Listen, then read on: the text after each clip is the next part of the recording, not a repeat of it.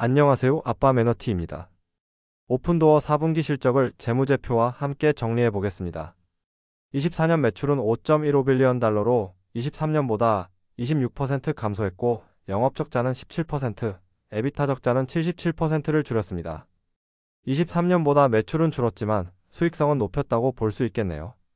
비용을 보면 23년보다 줄이긴 했지만 매출액 대비 비중으로 보면 효율성은 떨어졌습니다. 4분기 매출은 1.08빌리언 달러고 3분기보다 22% 줄었고 에비타 적자는 29% 늘었어요. 보통 4분기에 매출이 감소하는 경향이 있지만 23년 4분기에 비하면 매출은 모든 면에서 개선되었습니다.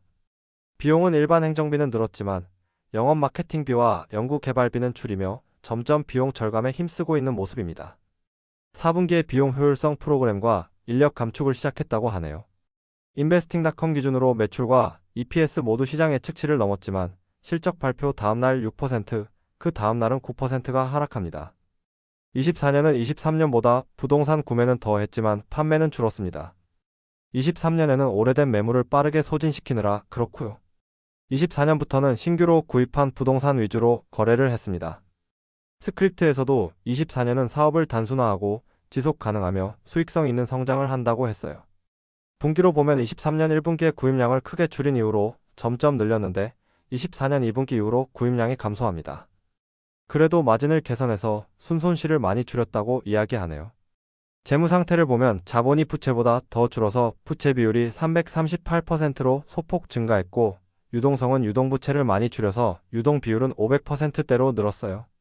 적자로 인해 자본이 점점 빠르게 줄어드는 점은 유의해야 될 듯합니다.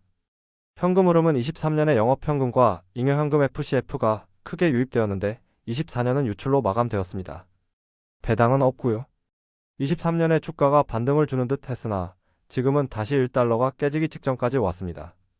우하향 추세였지만 24년 11월 트럼프가 대통령이 당선되고 나서 미국 증시에 돈이 몰릴 때 2달러를 넘기도 했으나 12월 중순에 미국 금리 인하 속도를 줄인다는 소식에 급락하기 시작합니다. 여기에 25년 들어서 1월에 트럼프 효과가 끝나면서 인플레이션 우려로 국채금리가 급등하면서 주가는 또 하락합니다.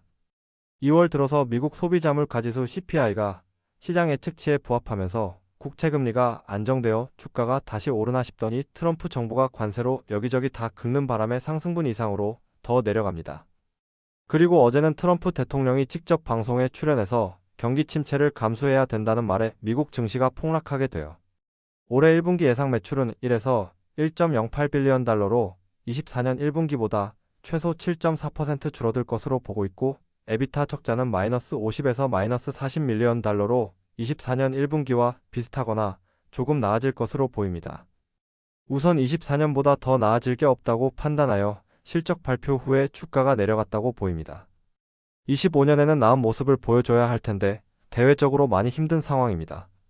스크립트에서는 등록된 매물이 30% 이상 줄고 신규 매물에 대한 방문은 20% 이상 감소했다고 해요.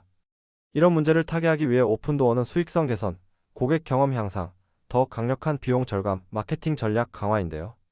계절적 영향을 많이 받아 1, 4분기에는 인수를 늘리고 2, 3분기는 인수를 줄이는 대신 판매에 집중한다고 합니다. 대외적인 상황이 워낙 어려운지라 저런 조치에도 쉽게 상황이 나아질 것 같진 않습니다. 수익성은 개선하고 있다만 많이 사고 팔아야 이익을 많이 남길 텐데 매출 자체가 줄어버리는 상황이니까요. 결국 제일 잘 나가는 미국조차 경기 침체의 시그널이 오고 있는데 빨리 반등이 왔으면 좋겠습니다. 오늘 준비한 내용은 여기까지고요. 시청해주셔서 감사합니다.